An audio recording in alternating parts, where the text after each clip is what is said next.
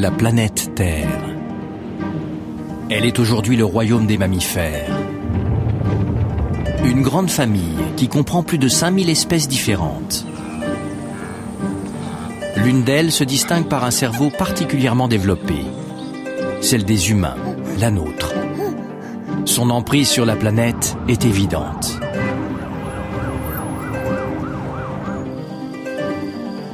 Mais la Terre n'a pas toujours été un paradis pour les mammifères. Pour nos lointains ancêtres, elle a longtemps été un monde hostile et terrifiant. Un monde de dinosaures.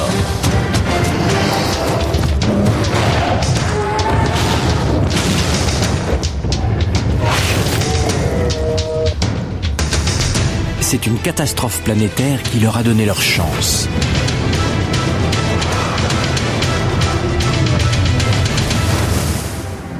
Elle a anéanti les dinosaures et épargné les mammifères. Tout redevenait possible. Mais plusieurs familles pouvaient prendre la place laissée libre par la disparition des dinosaures.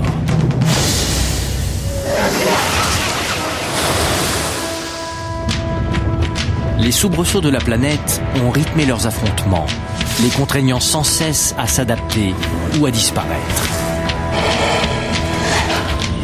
Au terme d'une course évolutive de plus de 200 millions d'années, le groupe des mammifères auquel nous appartenons s'est imposé. Cette histoire est celle de la longue lutte des mammifères pour survivre, évoluer et finalement s'approprier l'héritage des dinosaures. Elle a façonné le monde que nous connaissons aujourd'hui. C'est notre histoire.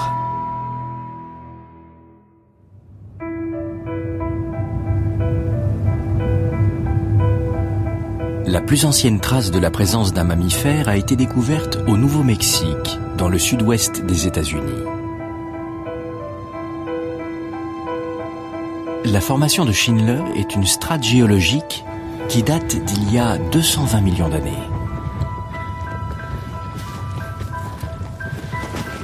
Le docteur Adrian Hunt, du Muséum d'histoire naturelle du Nouveau-Mexique, y a retrouvé ce fossile de crâne de moins d'1 centimètre de long. Ce crâne minuscule est le point d'origine de tous les mammifères, y compris bien sûr des humains. De la taille de ce crâne, on peut déduire que l'animal n'était pas plus grand qu'une souris.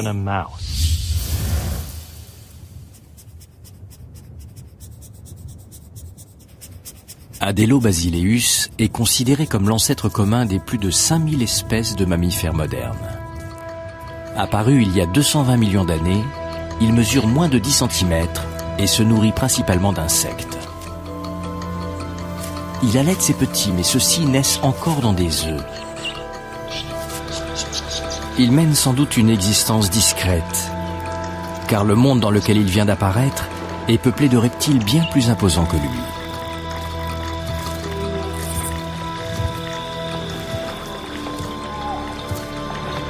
Ce Desmatosuchus de 4 mètres de long est un herbivore, mais tous ne sont pas aussi inoffensifs.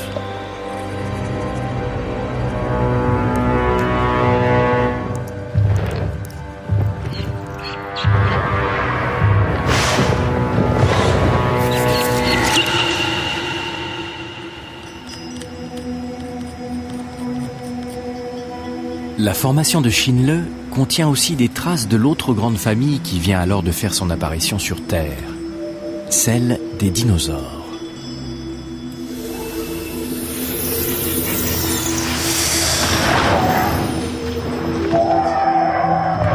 Des descendants des reptiles qui ont adopté une posture bipède. Coelophysis mesure près d'1 mètre et son agilité fait déjà de lui un redoutable prédateur. Apparus presque en même temps que les mammifères, les dinosaures ont déjà sur eux un avantage évident. Ces deux groupes d'animaux sont apparus au même moment. Ils se sont affrontés pendant 100 millions d'années en une compétition évolutive fascinante. Face à de tels adversaires, nos lointains ancêtres connaissent des débuts difficiles.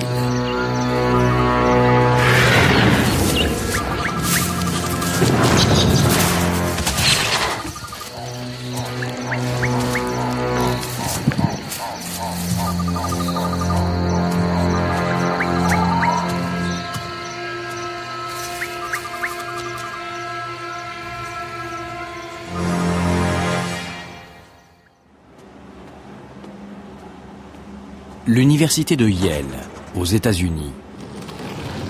Dans ses collections se trouve ce fossile d'un mammifère de l'ère jurassique, il y a 150 millions d'années. Un lointain descendant d'Adelobasileus nommé Laolestes. Lui aussi ressemble à une souris et mesure à peine 10 cm. Les mammifères existent depuis 70 millions d'années et leur apparence n'a pratiquement pas changé. Pourquoi ? Pour une raison évidente, écrasante même.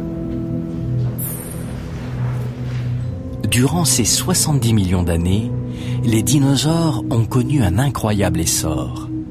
Ils sont devenus gigantesques et dominent l'ensemble des continents.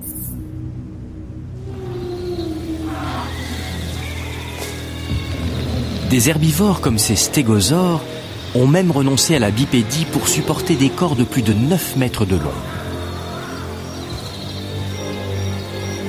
L'ère jurassique est un monde âpre et violent, où la lutte pour la survie prend la forme de combats titanesques.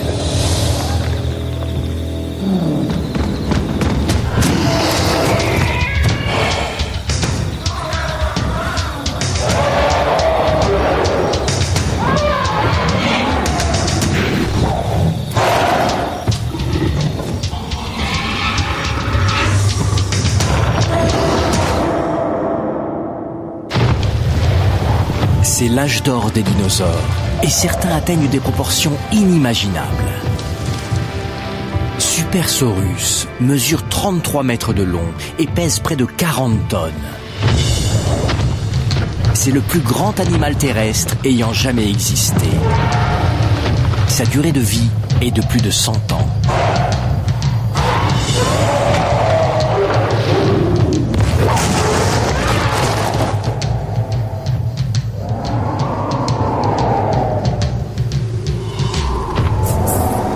Quelle place pouvaient occuper les petits mammifères dans ce monde de géants ?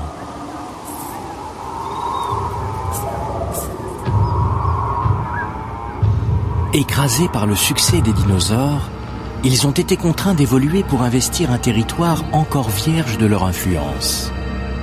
Le monde de la nuit.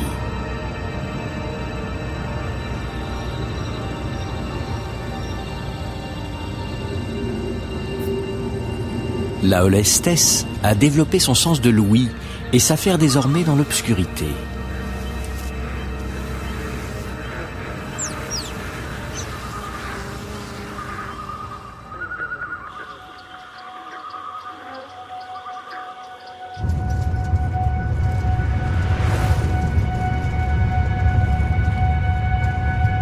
Dans la province de Liaoning, dans le nord-est de la Chine, un site extraordinaire nous a livré des informations inédites sur ce moment clé de l'histoire des mammifères. La période du Crétacé, il y a 125 millions d'années.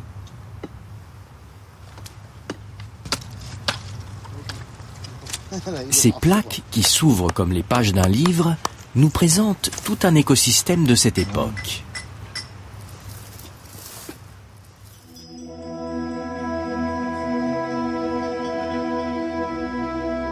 Cet endroit était un lac, et toutes sortes d'animaux et de végétaux se sont déposés au fond et ont fossilisé.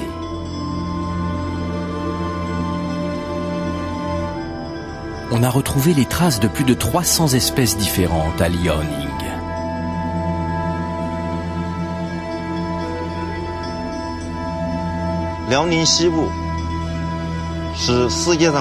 La province de Liaoning est une réserve unique de fossiles extraordinaires. C'est le seul site qui nous renseigne sur cette période.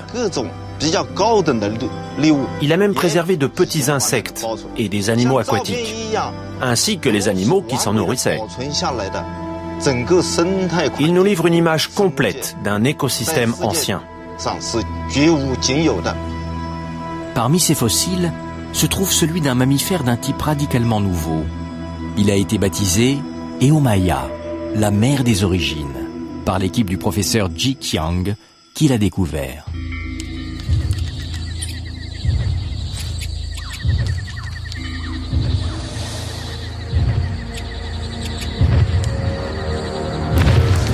Il y a 125 millions d'années, alors que les dinosaures sont à leur apogée, les mammifères évoluent.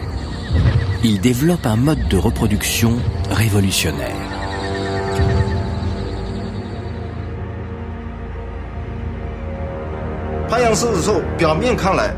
D'aspect extérieur, Eomaya se différencie peu des mammifères primitifs qui l'ont précédé. Mais ses organes internes, dont les fossiles n'ont pas gardé la trace, avaient subi de grands changements. Nous, les mammifères, humains, cochons et chiens, sommes tous les héritiers de ce progrès révolutionnaire. Notre histoire commence avec Eomaya. Les mammifères se sont séparés de la famille des reptiles en développant des mamelles qui leur permettaient d'allaiter leurs petits. Mais comme tous les autres animaux de cette époque, ils se reproduisaient toujours en pondant des œufs.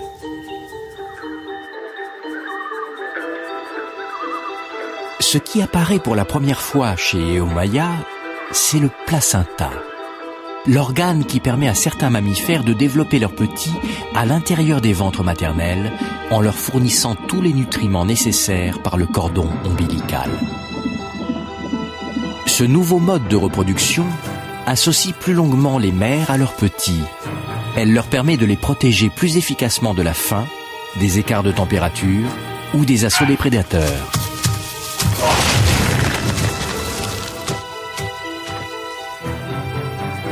L'acquisition du placenta marque un tournant essentiel dans l'histoire évolutive des mammifères.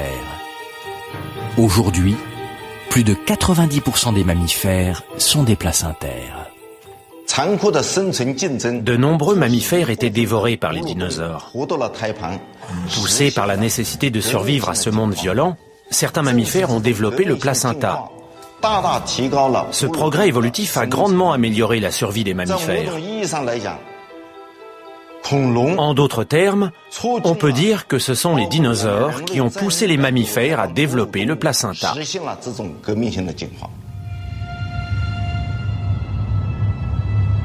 Cette révolution a sans doute permis la survie des mammifères, mais elle n'a pas suffi à changer leur situation face aux dinosaures.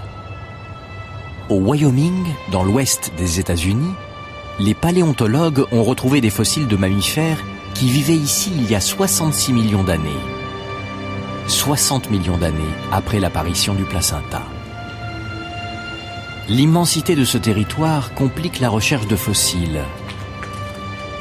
Mais le docteur Jelline Eberle, de l'Université du Colorado, peut compter sur l'aide de surprenants auxiliaires.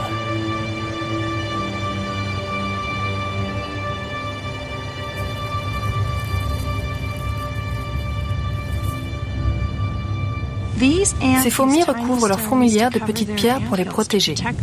Les mammifères de l'époque des dinosaures étaient si petits que leurs dents peuvent être transportées par ces fourmis.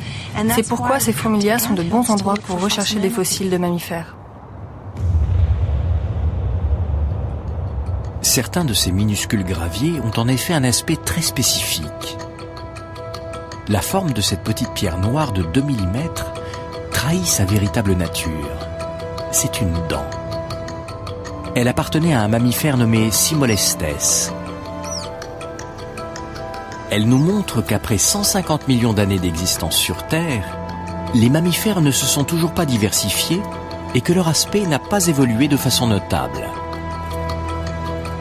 Cimolestes ressemble toujours à une souris et ne mesure qu'une quinzaine de centimètres.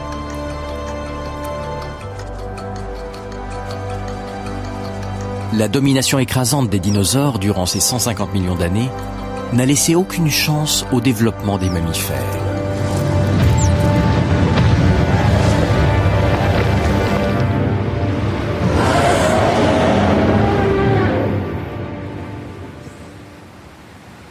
Selon le docteur Luo du Muséum Carnegie d'histoire naturelle, le déséquilibre est désormais sans appel. Les dinosaures sont les grands vainqueurs de la course évolutive. Quel que soit le degré d'évolution qu'ils aient pu atteindre, ils n'auraient sans doute jamais été capables de supplanter les dinosaures. Si un événement extérieur inattendu n'avait pas entraîné la disparition soudaine des dinosaures, Nous, les mammifères, n'aurions jamais pu connaître le succès dont nous bénéficions aujourd'hui. Un événement imprévisible va brutalement redistribuer les cartes et redonner leur chance aux mammifères.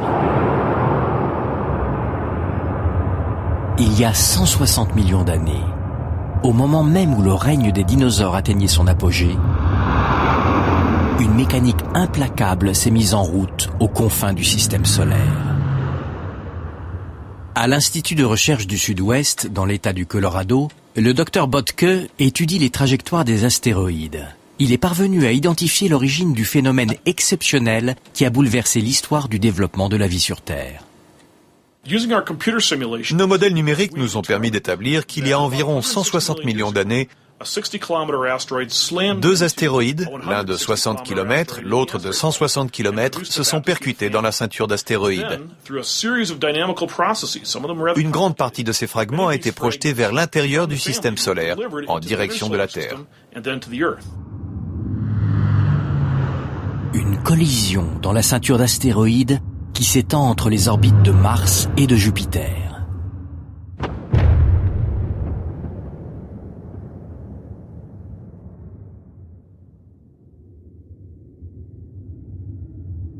Attirés par la gravité de ces deux planètes, des fragments d'astéroïdes quittent leur orbite et sont catapultés au travers du système solaire.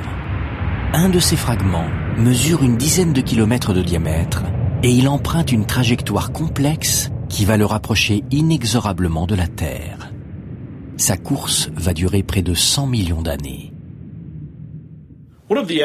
Un des astéroïdes formés lors de cette collision a emprunté une trajectoire vers le centre du système solaire qui l'a finalement amené à percuter la Terre, ce qui ne pouvait qu'entraîner une catastrophe pour les dinosaures.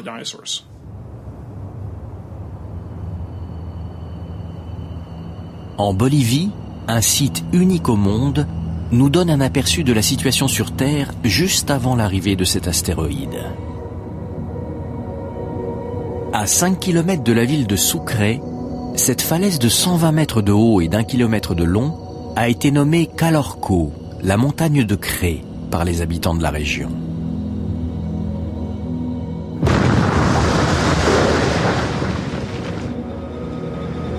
Des engins travaillent ici 24 heures sur 24 à l'extraction du calcaire utilisé pour la fabrication de ciment.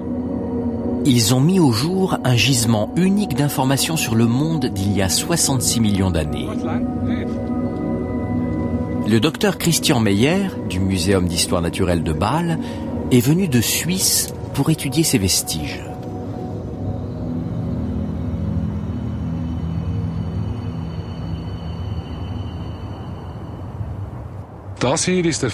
Ceci est une empreinte de dinosaure. Sa forme ovale indique que c'est celle d'un herbivore de 10 à 15 mètres de long.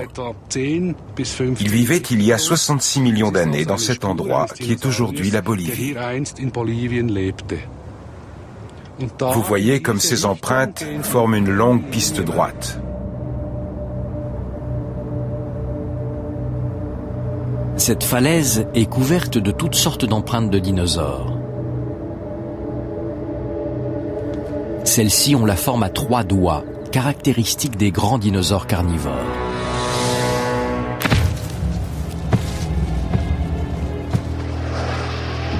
Il y a 66 millions d'années, cette surface était une étendue horizontale située à proximité d'un lac. Les mouvements de la croûte terrestre l'ont redressée à la verticale et en éventrant la montagne, l'activité des carrières a révélé les traces fossilisées. Nous avons identifié plus de 5000 empreintes distinctes de dinosaures de 6 espèces différentes.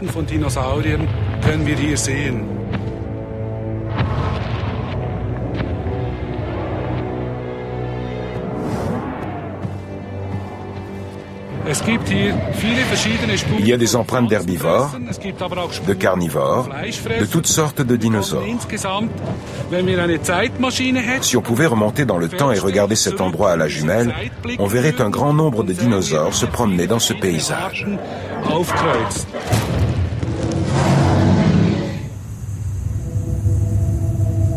Juste avant l'arrivée de la météorite, les dinosaures sont toujours en plein âge d'or et de nouvelles espèces continuent d'apparaître. Ce monstre constellé de pics est un herbivore de 7 mètres de long, appelé Edmontonia. Cet autre herbivore au long cou est un Saltasaurus.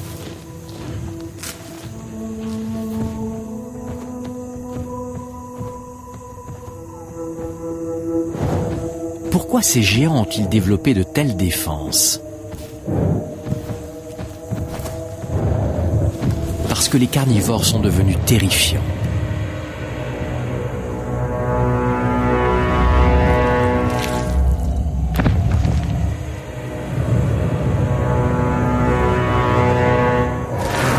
Carnotaurus mesure près de 9 mètres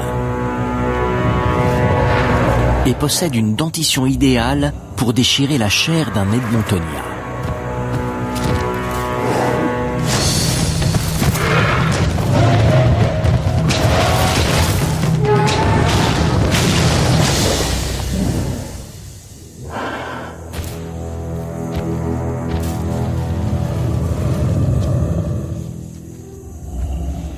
Depuis 150 millions d'années, les dinosaures dominent les continents et leurs monstrueux combats rythment la vie de la Terre.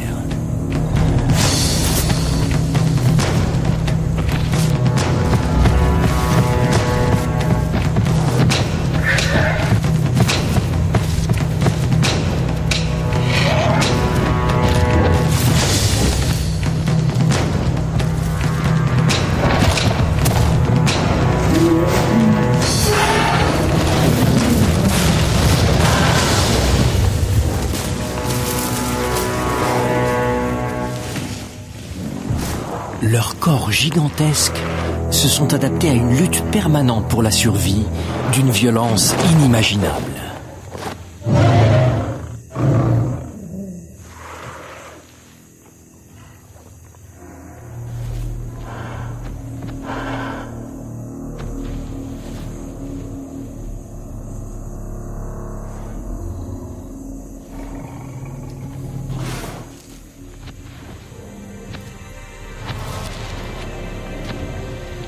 Ce Saltasaurus n'était qu'un enfant. Les adultes de son espèce dépassent largement la taille d'un Carnotaurus et ils se déplacent en troupeau pour repousser leurs prédateurs.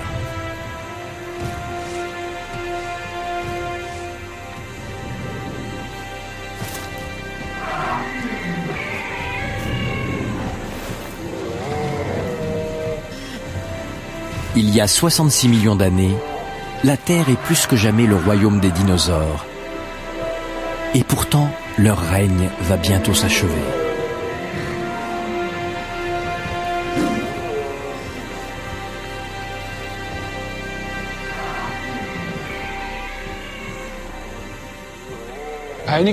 Certaines théories évoquent un déclin progressif des dinosaures avant leur extinction. Mais les empreintes boliviennes montrent qu'elles se trompent. Jusqu'au dernier moment avant leur disparition, les dinosaures n'ont décliné ni en diversité, ni en nombre, ni en taille.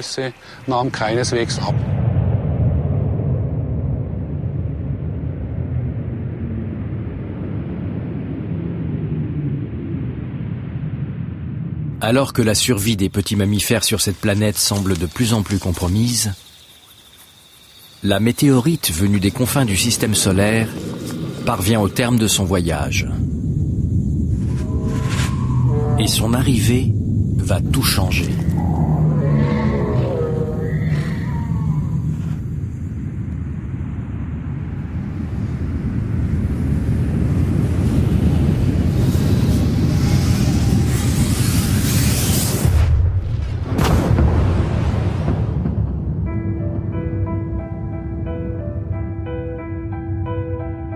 Dans la province d'Alberta, dans l'ouest du Canada, des strates géologiques datant de cette période affleurent pratiquement à la surface. Le docteur François Terrien du Royal Tyrrell Museum d'Alberta y étudie les traces de l'extinction massive des espèces qui s'est produite à ce moment-là.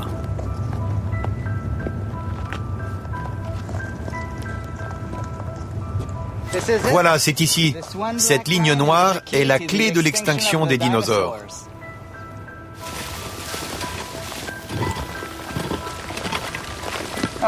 Voilà la limite KT. Au cœur de cette couche, composée principalement de charbon, se trouve une ligne brune de 3 cm d'épaisseur que l'on retrouve dans de nombreux endroits du monde. Elle porte le nom de limite KT, ou limite Crétacé-Tertiaire. Elle est la trace de l'événement qui a entraîné la disparition brutale de près de 40% de la vie sur Terre. Dans les strates en dessous de cette couche brune, on trouve des fossiles de dinosaures. Mais dans celles qui sont au-dessus, on n'en trouve aucun. Donc cette couche brune marque le moment où les dinosaures se sont éteints. Cette ligne marque la fin d'un monde. Un monde qui, sur le continent nord-américain, vient de voir naître un des plus terribles prédateurs que la Terre ait porté. Le Tyrannosaurus Rex.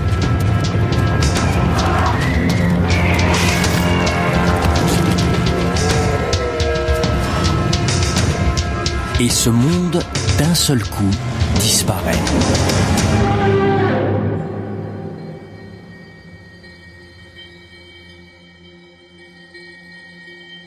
On trouve, à l'intérieur de la limite KT, des indices qui désignent le responsable de cette catastrophe planétaire.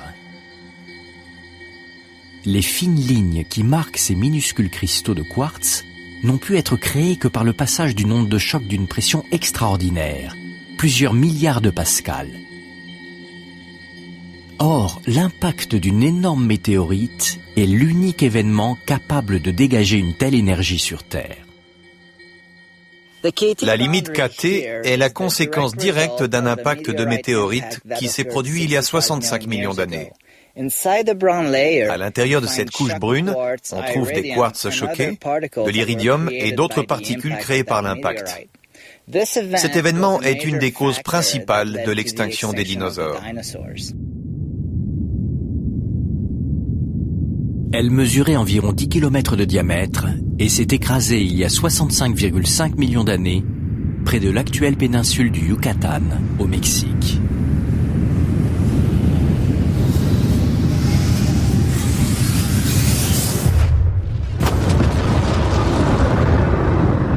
Si cet événement a entraîné une extinction massive des espèces animales, c'est que le choc a été phénoménal. Les scientifiques estiment qu'il a dû dégager une énergie équivalente à celle de 5 milliards de bombes atomiques, comme celle d'Hiroshima. L'onde de choc soulève des tonnes de débris incandescents appelés éjectats et les projette en couronne sur plusieurs centaines de kilomètres à la ronde. Au point d'impact, la température s'élève brutalement de plusieurs milliers de degrés. La météorite et une partie des roches du plancher océanique sont instantanément vaporisées. Une gigantesque boule de feu correspondant aux champignons des explosions atomiques se précipite en direction de l'Amérique du Nord. Sa vitesse, 72 000 km/h. Sa température, 6 000 degrés Celsius.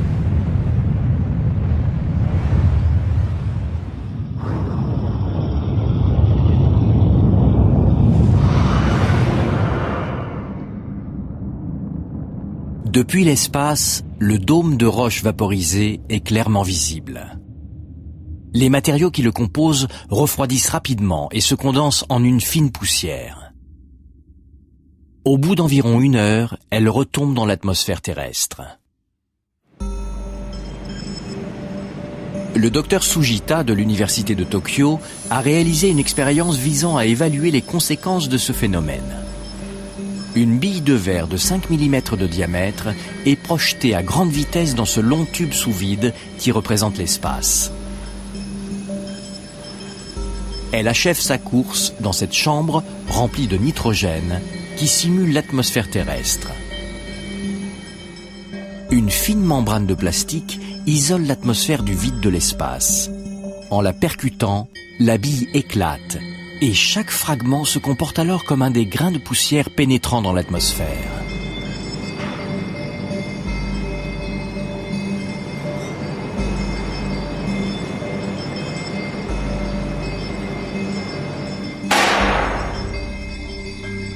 Lors de l'entrée dans la chambre, la friction avec le nitrogène est telle que chaque grain produit un éclat violent de chaleur et de lumière. Les enregistrements révèlent une température de 3000 degrés. L'effet d'une quantité phénoménale de particules de poussière retombant ainsi dans l'atmosphère est tout simplement effrayant. La température de l'air atteint 1500 degrés Celsius. L'ensemble de l'atmosphère se transforme en une véritable fournaise. La chaleur est telle qu'elle consume la peau de n'importe quel dinosaure, entraînant une mort certaine. Ceux qui s'abritent dans les forêts sont piégés par l'embrasement instantané des arbres. Et la situation est la même sur toute la surface du globe. Nous pensons que ce phénomène a joué un rôle majeur dans l'extinction des dinosaures.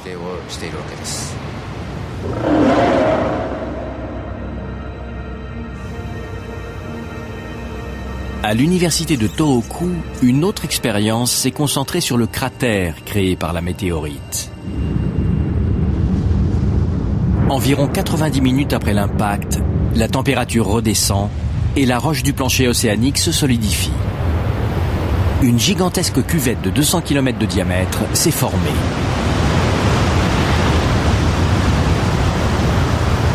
L'énorme masse de l'océan repoussée par le choc réinvestit ce cratère béant.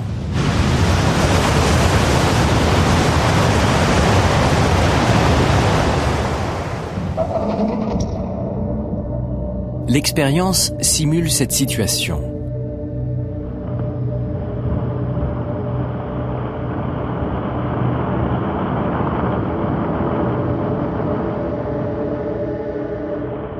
La ligne bleue matérialise le niveau préalable de l'océan. L'eau s'engouffre dans le cratère avec une telle puissance qu'elle s'élève nettement au-dessus de la ligne.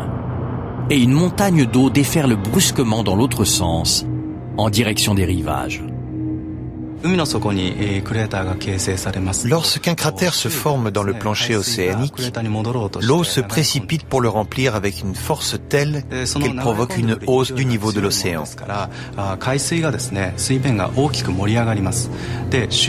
Le niveau de l'eau dans le cratère s'élève au-dessus de la masse océanique environnante et reflue vers l'extérieur sous la forme d'un tsunami. Lorsqu'elle a atteint les côtes des continents nord et sud-américains, cette vague mesurait 300 mètres de haut. On peut parler d'un méga tsunami.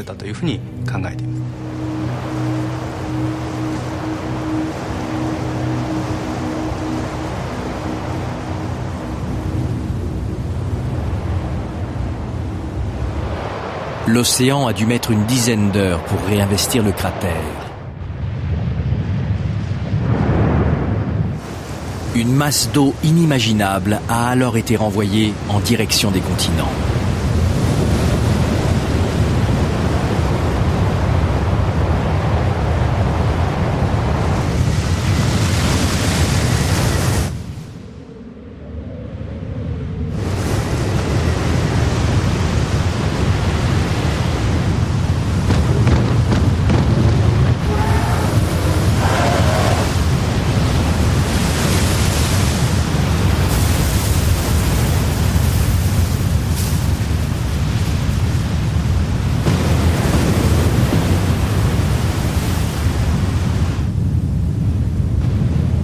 Ce méga tsunami s'est enfoncé profondément au cœur des terres.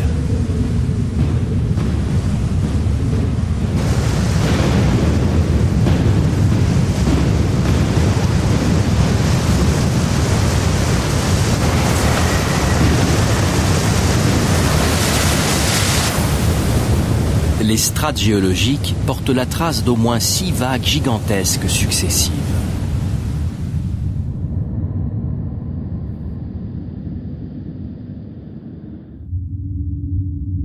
Un mois après le cataclysme, la Terre vue de l'espace est un monde de cendres. La quantité de poussière en suspension dans l'atmosphère bloque les rayons du soleil et la Terre se refroidit. C'est l'hiver d'impact. La température globale s'est sans doute abaissée d'au moins 10 degrés. Ce refroidissement prolongé sur plusieurs années a brutalement diminué les ressources alimentaires indispensables aux gigantesques occupants de la planète.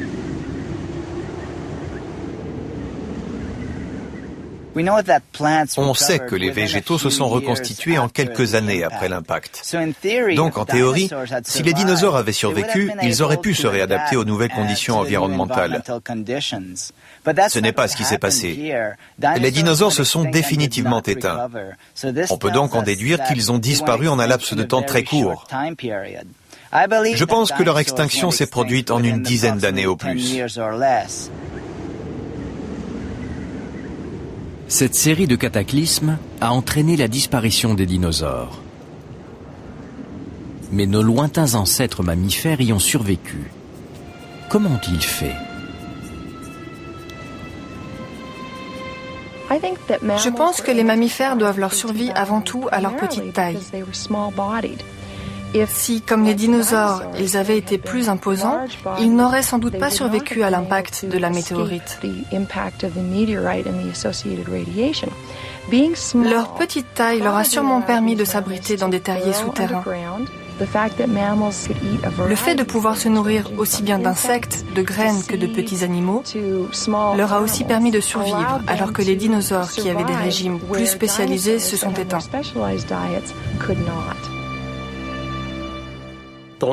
Sur un territoire donné, ces petites souris pouvaient être bien plus nombreuses, parce qu'elles puisaient peu dans les ressources. On peut imaginer qu'il devait y avoir peut-être 5000 Supersaurus sur l'ensemble du continent nord-américain.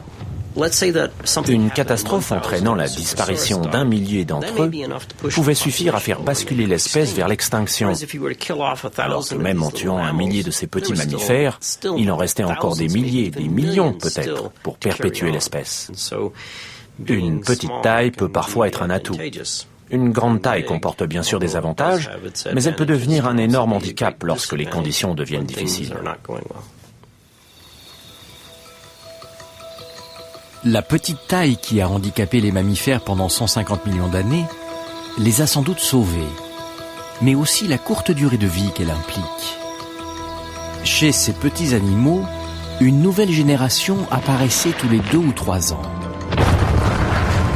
Quand chez les dinosaures, une génération nécessitait plusieurs dizaines d'années. Les mammifères pouvaient ainsi évoluer beaucoup plus rapidement pour s'adapter à de nouvelles conditions d'existence.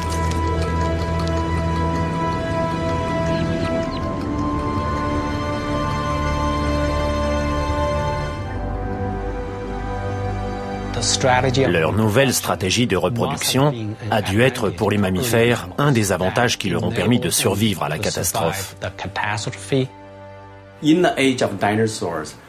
À l'ère des dinosaures, les mammifères ont développé plusieurs caractéristiques importantes, comme le placenta. Les dinosaures ont influencé ces différents progrès évolutifs et leur disparition a ensuite favorisé le succès des mammifères. Ce qui a été un désastre pour les dinosaures a représenté pour nous, les mammifères, une chance extraordinaire.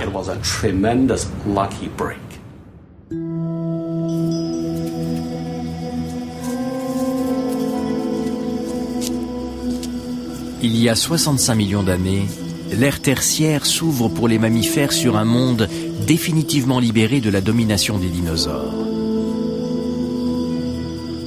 Un monde nouveau, dans lequel ils vont enfin pouvoir s'épanouir.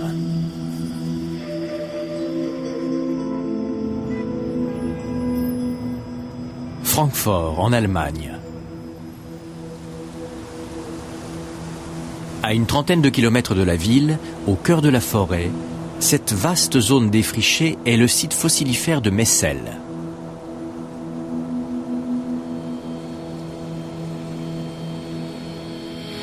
Cette ancienne carrière, inscrite par l'UNESCO au patrimoine de l'humanité, est un gisement unique au monde de fossiles de la période de l'Éocène, une vingtaine de millions d'années après la grande extinction du Crétacé.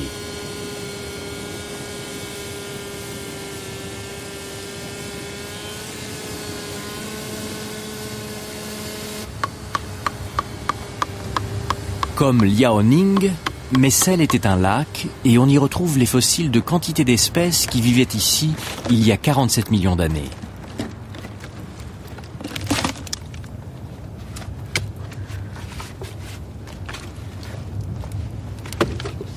Un fish?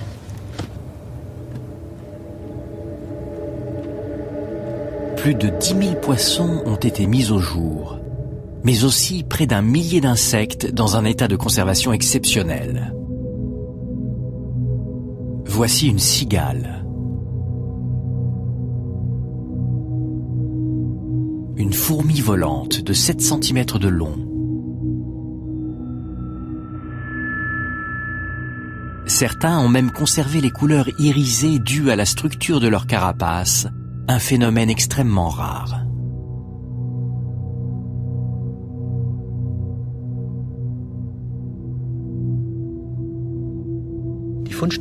Messel est le seul site au monde où les animaux et les plantes d'il y a 47 millions d'années ont été préservés dans leurs différents habitats. Leur état de conservation est spectaculaire.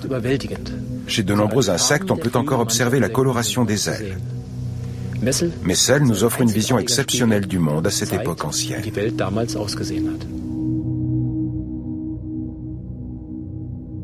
Messel nous montre comment les mammifères ont évolué au cours des 20 millions d'années qui ont suivi la disparition des dinosaures.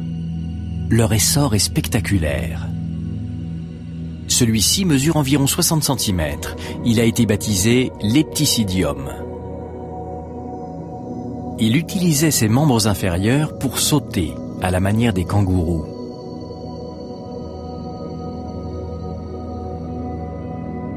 Cet autre mammifère d'une quarantaine de centimètres est une sorte de fourmilier.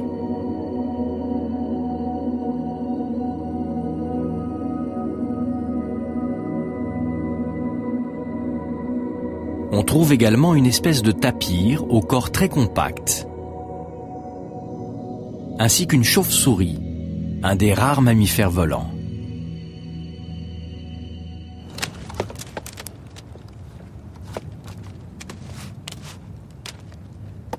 Un des fossiles les mieux conservés est celui d'un mammifère d'une cinquantaine de centimètres dont l'ensemble du squelette a été préservé en 3 dimensions. Les traces brunes qui l'entourent sont les vestiges de son pelage.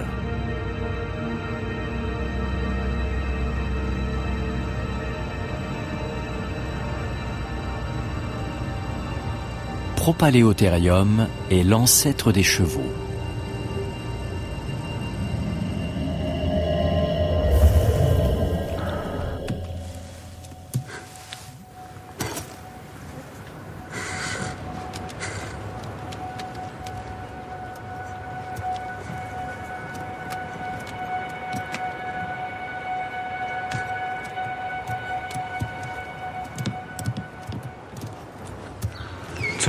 Durant l'âge des dinosaures, les mammifères étaient de discrets petits animaux de la taille de souris. Mais ici à Messel, le tableau est tout autre. Les mammifères ont investi de nouvelles niches et ont développé de nouvelles formes. Ils ont commencé à grandir et à se spécialiser. On y trouve un ancêtre des chevaux de la taille d'un fox terrier et toutes sortes d'animaux étranges. C'est le début de l'épanouissement des mammifères. Messel, il y a 47 millions d'années. Le climat est alors bien plus chaud qu'aujourd'hui. Et dans la jungle qui recouvre l'Europe, les mammifères libérés de la pression des dinosaures évoluent et se diversifient. Propaleotherium, l'ancêtre du cheval, est un herbivore qui se nourrit de feuilles et de graines.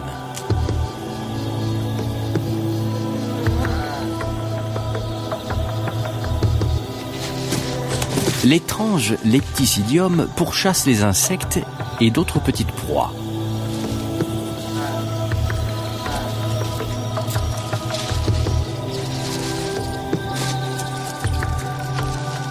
Europolémur vient d'apparaître.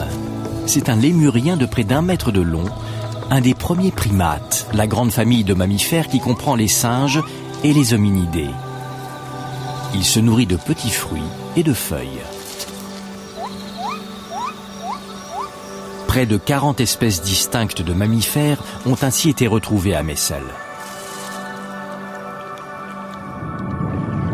Mais certains signes montrent aussi que cette Terre est encore loin d'être un paradis pour nos lointains ancêtres.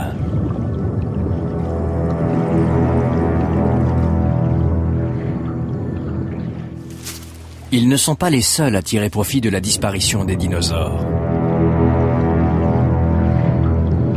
D'autres espèces ont survécu à la grande extinction et ont entamé une lutte sans merci pour occuper la place laissée libre au sommet de la chaîne alimentaire.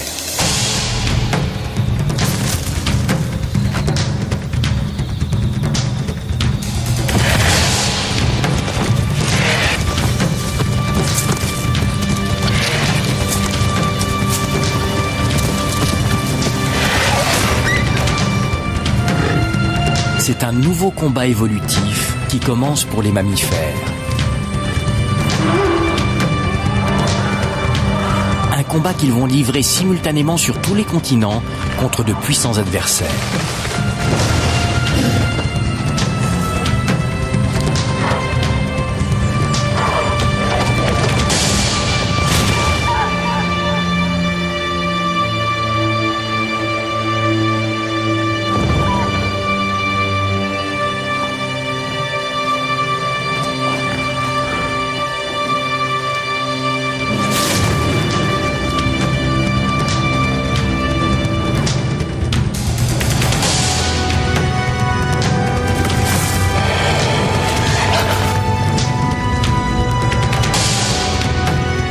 La suite de cette course à l'adaptation de plus de 200 millions d'années verra s'affronter deux lignées rivales de mammifères pour la domination de la planète.